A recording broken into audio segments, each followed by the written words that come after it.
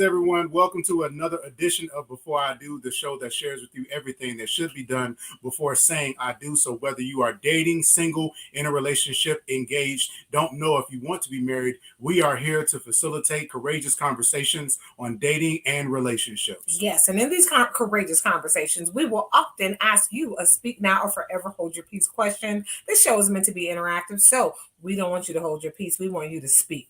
Speak, speak, speak. Answer the questions. Respond to us. Let us know how you're experiencing these different scenarios and or situations. And tonight, this is especially a unique show because it is our Q&A night. Yep. Speaking of it being asking your questions and also this being an interactive show, tonight is our Speak Now Q&A night. Now, we normally do this the last Wednesday night, the last Wednesday of every month. However, last month's topic that we ended the month with in regard to establishing healthy boundaries was so rich. You all had so many great comments and questions that we extended that for over 3 weeks. But Q&A, I have to be honest. So Q&A night is like one of my favorite nights, one of our favorite things to do because it allows us to get real questions from real people. And so we wanted to push that to the first night of this month. And so, yeah, we're excited about going into our Speak Now Q&A night. So ask us a question. We're ready. We're ready to go. So what are your dating questions? What are your questions about being married? And while we're waiting on your questions, I absolutely will say, pull up something, a question that came up through a friend. Okay. Talked about, what are your thoughts about lazy lovers? What do you mean? What do you mean by lazy lovers? There's so many different directions that you can go. I'm just saying, what is some advice that you would give a person whose partner is a lazy lover and they just kind of lay there, they don't want to participate, they don't want to initiate, they don't want to reciprocate, like they feel like they're putting in most of the work when it comes to, bedroom Olympics and activities. And so how would you encourage this individual to have a conversation with their partner and getting their partner to pretty much, be a little bit more interactive? Well, the first thing is that when you talked about being a lazy lover, that's not just in the bedroom. When we talk about also being a lazy lover, you could be a lazy lover when it comes to not being sensitive and aware of your partner's love languages and being open to speaking them. So you can be an emotionally lazy lover in that regard. Now, on the physical side, when we're talking about intimacy physically in the bedroom, really it starts with having an open, honest conversation. How many lies by omission or commission do we make when it comes to the physical intimacy with our spouse and our partner? So it starts with truth. It starts with honesty, but that also must be combined with tact, love, and consideration. So it's not just being honest and truthful, but it's also being mindful about how you're saying what you're saying. It's making sure that you're creating the atmosphere to have that conversation, but you absolutely want to make sure that you're sitting your partner down, setting aside time to really share how you have experienced them in the bedroom. And this is the most important thing. Think about what it is that you want. Because if you don't know what you want, what I know is that I'm not satisfied with what I'm getting, we're at a dead end. It's like you're not giving me an idea of the things that I can do. We can explore, but if you're telling me that you don't like the things that I'm doing, but you're not giving me any hints or guidance on what it is that you like, I'm going to be afraid to try anything and to even explore and experiment. So it's important to turn it into a collective partnership where both of you are actually exploring what it is you want to do in the exploration within the bedroom. But it really starts with the commitment to being honest and having a respectful conversation about what it is that you need. Absolutely. So an impromptu, this is what Q&A night is about, right? It's impromptu questions. And so our first question was, how do you tell your partner that they are a lazy lover? And you heard it right here. If you're an emotionally lazy lover, right, how do you have that conversation? And especially if it's physical. I love the fact that you mentioned, first of all, do do you even know what you want? Exactly. Right? And there are times where we all transitions, we graduate, right? To where our senses, we have a heightened sense of wanting either spontaneity, new adventures and pleasure and things like that. And it is very important, right? If you don't know what you want, we like to call and tell our couples, we like to call it touch labs. You need to have a touch lab. Can you ring the bell for me on that? I love touch labs, man. Touch labs are amazing. If you've never participated or like heard about it, touch labs are great. First of all, we call it touch labs. I don't know that anyone else calls it touch labs, but that's what we call it. Can you share exactly what it is? Well, y'all need to book us for a session now. We are good at what we do. We give y'all a lot for free, just so y'all know. So a touch lab, pretty much, it really goes back to, we have senses, right? Sight, smell, touch, all of these different things. And so we call it a touch lab because we want you to be able to study your partner's responses, right? So sometimes, for example, sometimes I can have serious ADHD. That's a whole nother show right there. The bell. So if your partner has ADHD and attention issues and y'all are like in the mood and y'all about to get the party started and they're hearing cats fighting in the backyard and they're so distracted, hoping the children don't bust in the room, like if that's your partner and they hear everything and they're just so distracted in the moment, you have to make sure that you help them to focus. Sometimes maybe that's putting on music that helps to stimulate their brain and keep them focused on the task, right? But a touch lab specifically, it focuses on the senses of touch. And so really, what does your body respond to? Is it a gentle touch? What is soft? What is modest? What is a harsh touch, right? Mm-hmm. Sometimes for women specifically, certain times of the month, we are more sensitive to touch in certain areas of our body, so we want a softer touch. Sometimes we might maybe we want it rough, right? So a touch lab really helps your partner to really be in tune with how your body is responding. And you can guide that process as if you like what if you like what they're doing, etc. Now, we talked about the responsibility of when there's a lazy lover, right? Mm-hmm. Now, here's the thing. If you are on the receiving end of that information, it is very important that you not internalize that and weaponize it against your partner. It's important to take that information and use it as a way to strengthen the bond between you. This is not an indictment per se against you. Mm-hmm. It could be more of a critique of the process. Mm-hmm. Often what happens is that people will take a critique as I am a bad lover, or I am not good at this. Mm-hmm. When it could be that what you are attempting to do with this person is not necessarily something that agrees with them. Mm-hmm. So it's not you per se, but it is your method or your strategy. So that is important, right? Because these conversations can become destructive when both parties are not willing to hear what the other person is saying and being able to receive the information the right way and apply it and put that energy towards helping to provide a great shared experience rather than feeling like this is an indictment and an attack against me. Yeah, I think it's really important to be, we even use this in education a lot. Speak to what you want and not to really sometimes what you're not getting. If I say, don't think about the color blue, typically the brain automatically wired to think about that color, right? And so if you says, you know what, I'm experiencing you as a lazy lover, that could be fact. That could be your experience, right? It's better to say this is how I am experiencing you versus an I or you are statement, because that points to a person's identity. Right. It is more productive and a courageous conversation just to say, hey, you know what, in this season of life, I want sex in a more rough way. I want you to touch me in, or this week, I want a softer touch, right? I want more, I want caressing. I want this and that. So really being clear about what you want as opposed to what they're not doing. Absolutely. If you run down a list of everything they're not doing, then guess what? They're thinking, I got a whole long list of stuff you don't do either, right? right?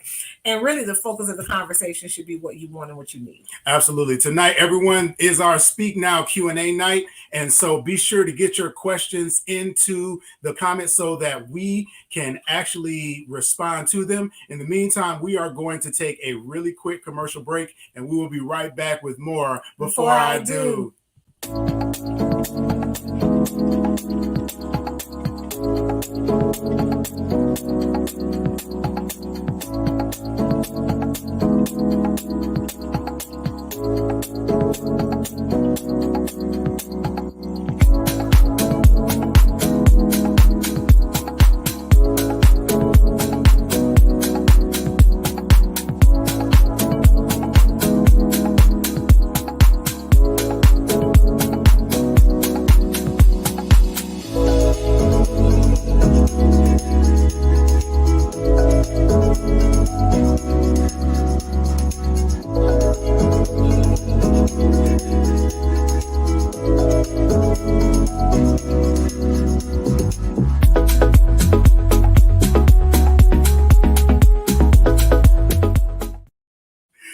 Greetings, everyone. Welcome back to Before I Do. Tonight is our Speak Now Q&A night, and we are here answering your questions. Yes. So be sure to put your questions in the comment section. And we actually do have a couple of questions tonight, so we are going to go ahead and jump into our very first one. Question number one, is it a good idea to consider getting back into a relationship with someone that you had a healthy breakup? Of course, last month, one of the episodes that we had was this idea of how to have a healthy breakup. And so the person is wondering if you experience a healthy breakup with someone, is it a good idea to consider getting back into a relationship with them since it ended at least on amicable terms? I think, definitely because you had a healthy breakup, I think it goes back to really auditing what caused the breakup. You can end something on mutual terms to say, yes, great time for us not to be together. But the question becomes is, if I give someone a second chance and they give me a second chance, how is our second chance going to be different than the first? What do we expect to pour into each other, and or how are we going to add value to each other this time around?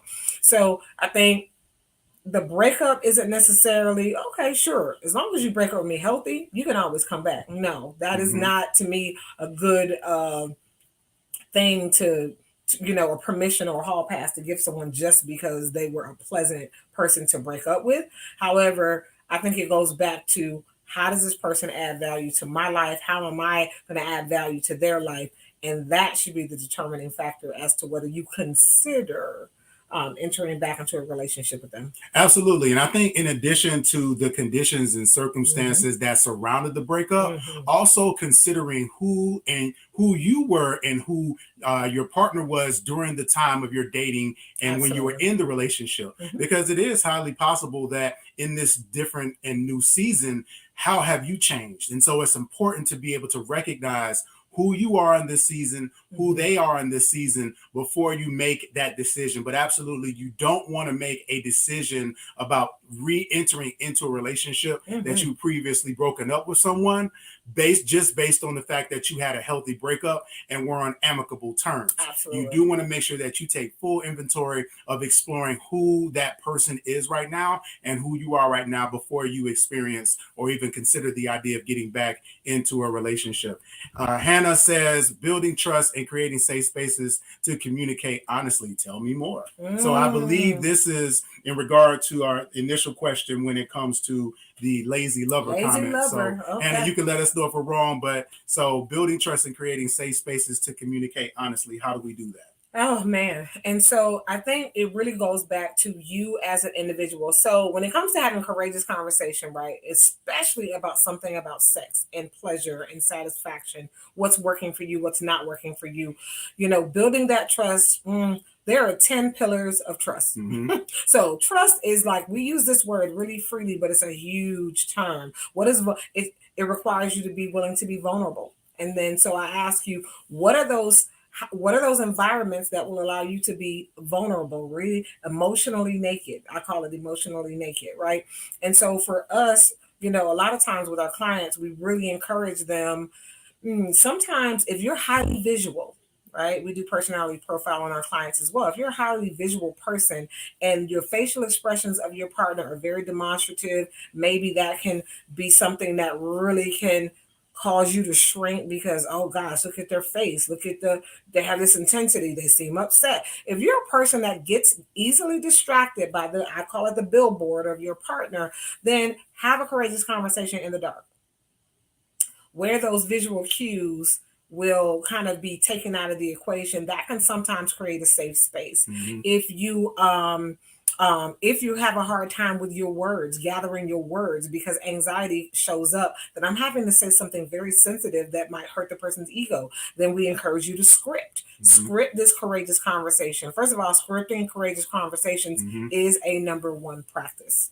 And so building that trust is, for me, for some people, building trust means that you're just going to be transparent. Mm-hmm. Like, do not sugarcoat it. Be direct with me. This is what I need. This is what I want. And so really just talking about your needs, your want, and if you have to tell your partner something that's not very pleasant about them, say, this is how I am experiencing you. Mm-hmm. Are you aware that this is how I'm experiencing you? And then give them some space to, again, we hope that they don't fall into the 4 Ds, that they will deny, debate, deflect, or delay the conversation. Those are things that completely kill a courageous conversation. We actually had the privilege of working with a couple this week. Mm-hmm. And one of the things that we talked about, one of the issues that they wanted to work on was the trust in their Mm-hmm. relationship. And one of the things that we described is that building trust is like a recipe in a cookbook. Mm-hmm. Where you have all the ingredients, right? And the ingredients are important, but also the process and the order in which you go about combining those ingredients and the steps and the directions are also important as well. And so with the transparency and the vulnerability that Charmaine talked about, there's also a shared mutual experience Mm-hmm. that's taking place. There are some things that I'm sharing with you, and there are some things that you are sharing with me. And then obviously too, one of the primary components is time. Mm-hmm. You cannot rush trust. Yes. Now, the interesting thing about trust, right? You cannot rush trust. Now, the interesting thing about trust, right? If you think about it, trust is built, can take a long time to build, but it can be broken almost instantaneously. Mm-hmm. With one act, a person can completely destroy the trust that you built.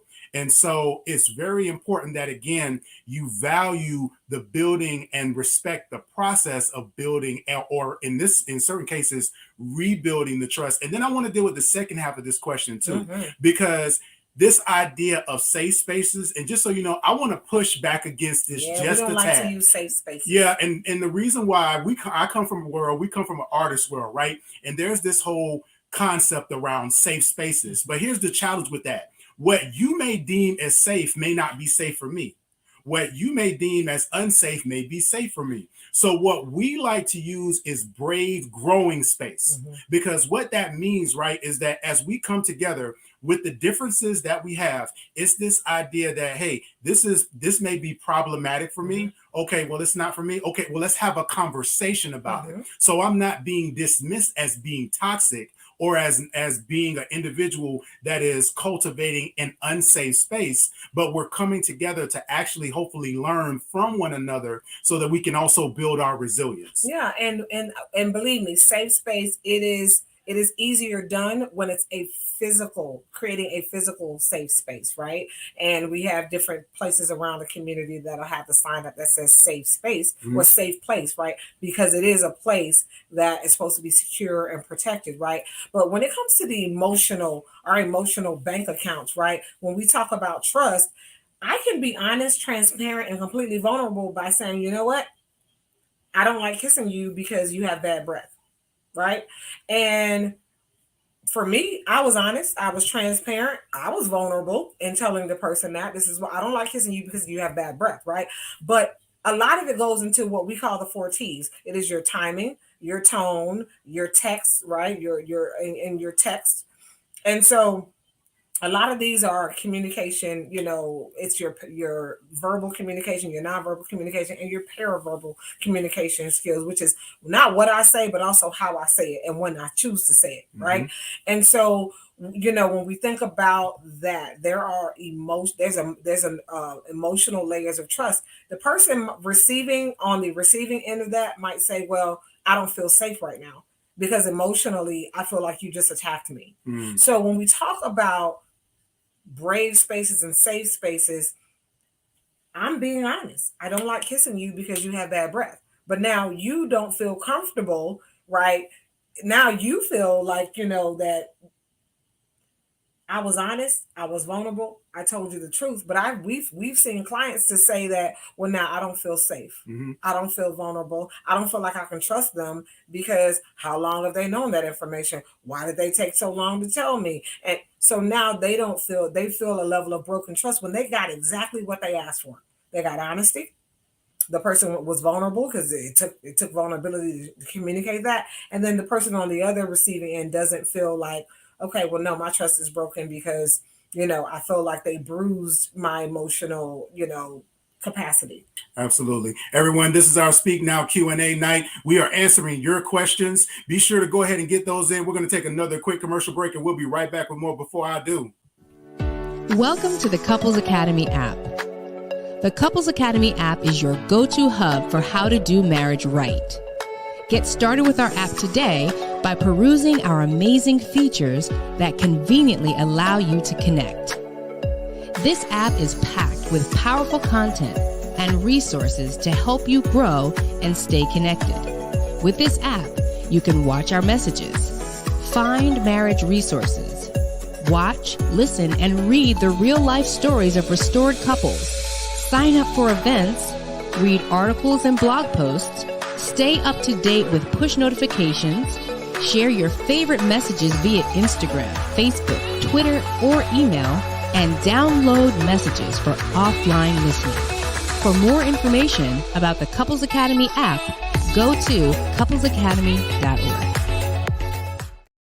Greetings, everyone. Welcome back to, again, Before I Do, this is our Speak Now Q&A night. We are answering your questions, and you all are getting some good ones tonight. So we're going to get into our next question. So let's talk about consequences. So this particular question says, what are some helpful, constructive consequences when people violate your boundaries? So here's the first thing. It is very important that you hold people accountable and reiterate when they have violated your boundaries. So that is a very important aspect of it, is making sure that you are verbally communicative when it comes to making sure that they have violated a boundary. When it comes to what are some constructive consequences, maybe that is abstaining from interacting with that individual for a certain period of time. Maybe that is an abstaining from social activities and dating and doing. Maybe it's certain activities and things physically that you just don't do when they cross or violate a certain boundary. Whatever it is very important, again, that you first of all make sure that you verbally address it to make sure that it is known that there has been a violation, and then there does have to be some sort of consequence to reiterate and reinforce the fact that your boundaries must be respected. Absolutely. Constructive consequences. I think that, you want the consequence for a breach of your boundaries to be in alignment with the breach, right? So you don't want to, for example, someone sends you a text and let's say you don't use profanity, right? And someone sends you this obnoxious text or meme with a bunch of like profanity, and like somehow you're offended by that, and like you block them from texting you like cut them off. Sometimes, the question becomes and a lot of times people never address it. So absolutely, I think a consequence is if somebody sends you that, one, you want to first acknowledge that they violated a boundary, and that you don't like people sending you any information with profanity. And then you let them know what that breach was. And then you give them the opportunity to correct the behavior. To me, that's a healthy consequence, is one, acknowledging it and telling them that, hey, this is a non-example for interacting with me, and I don't like it. And so first, it is letting the person know what the offense is, letting them know that that's out of bounds for being in a relationship with you. That's the first consequence. A lot of us skip that step, right, because we don't want to have the awkward moment. We don't want to have to face the person. Then we start to say, are they even worth me having? No. So we live in a society where we will avoid, really, again, being truthful and transparent with people about what we want and what we need. Yeah, and part of the reason why this is so important when it comes to the consequence is, remember, your boundaries are usually based upon your values and your principles. So what happens is, if you don't hold people accountable to that, you are basically betraying yourself. Because what you are doing is, even if you make an exception for someone, and obviously there's grace and mercy and forgiveness, but there has to also just be an acknowledgement as well that you are making a conscious choice and decision to give them a reprieve when it comes to that violation. But what you don't want to do is to begin to make concessions for individuals because they're cute, because they got money, because of whatever reason that you may give for them to violate that, because it is a compromising of your values when you do that. All right, our last question of the night. This is a big one, because people often think that boundaries are just for dating. And so the question is it realistic and healthy to have boundaries in a marriage? Do we have boundaries in our marriage? Oh, we have a lot of them. For example, and this sounds so petty, you guys. However, I have to just put this out there. So I would find these little like quirky things about Walter when we first got married. Like, Walter would never pick up my purse.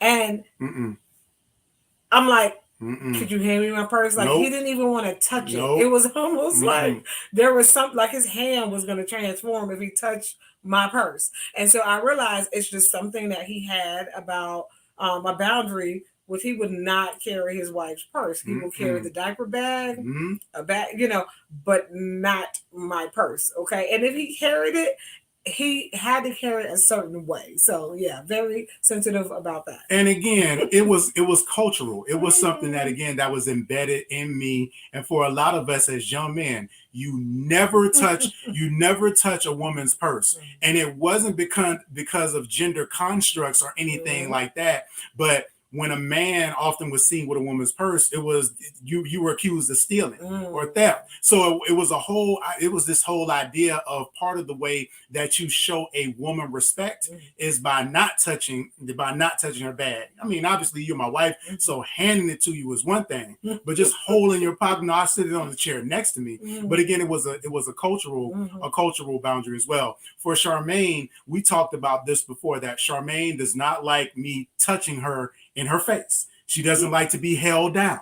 Like, she doesn't like to be physically restrained, like in a playful way. Like, that is a boundary in our marriage, where that's something that has carried over. But for those of you that are dating or in a relationship, absolutely, there are some good, healthy boundaries that are good for your marriage, because again, that is to preserve there are good ways to preserve the individual state that you're in within your marriage. Obviously, the two, we are one, but we are also two individuals as well. And again, with the purpose and the destiny that she has been put here to do, there are certain mandates that she has upon her life and certain boundaries that she's been given. And I'm speaking and moving over to the spiritual aspect, right? That it's important for me to make sure that I'm honoring those, and the same thing on my side. There are certain things that are important for me because of my commitment to my God to make sure that I am honoring that. Because as much as I love my wife, and again, I'm speaking on the spiritual side, my God comes before my wife. And so there absolutely are certain boundaries that are important that you honor within your marriage. I will absolutely say there are a lot of boundaries in marriage. And I think that is something that we really love to help our clients with, especially our premarital couples and clients, our pre-marriage clients, with even couples who don't know if they want to get engaged and they want to go through that process with them. But this is one that I have been seeing in the dating arena come up a lot. A lot of women, I'm noticing, they go in really quick to try to befriend their partner's like mother. And you want to become besties with your partner's mother. And that is something that I Yeah, as far as the wisdom that I come in the background that I come from, I really usually try to warn them about that. Be mindful of that. And or the partner in dating who they're quick to, maybe you're upset with me and so now you want to call my dad. Or you kind of want to tattle by calling the person's parents. That has become a very big trend. And I'm like, I don't get it. But no, that is a boundary. Do not invite my parents into our business. And do not try to become besties with one of my parents. No. And especially before I have absolutely introduced you, rolled out the red carpet. It's like, why are you pursuing my family, my friends? You're friending them on social media. So yeah, we definitely have had those boundaries. I think both of us, we kind of share those same views that there was no to me, that would have been viewed as intrusive, for him to really try to become best friends with my brothers and some people would say, well, isn't that a good thing? No, relax, slow down, calm down. Yeah. Let things happen naturally, but don't try to overly,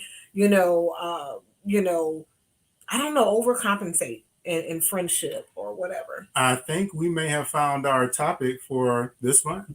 Okay. Sounds like we need to have a conversation about again the inclusion. I think we might have done it before, but it sounds like we may need to revisit this whole idea of the introduction of meeting your significant other's family and when it is appropriate to do, but it should absolutely always be led by your partner, not by you. It should not be initiated by you. And of course, speaking of premarital, it is very important to ensure that you do get premarital counseling. And here at Couples Academy, we do have the synthesized program. And so we would love to speak with you. For those of you who are engaged or considering marriage, we highly encourage you to reach out to us in regards to the synthesized program to make sure you increase your marriage resilience by 30%. And so we're happy to share more information with us about that. So reach out at couplesacademy.org. Absolutely. And if you're a couple who you're very, very private, you have boundaries and you don't want the group setting and you want that intimate, individual sessions, book us for a session. You can book a package with Walter and I and to get us all to yourself. And so you can also do that as well. All right. So get you out of myself in a little bit.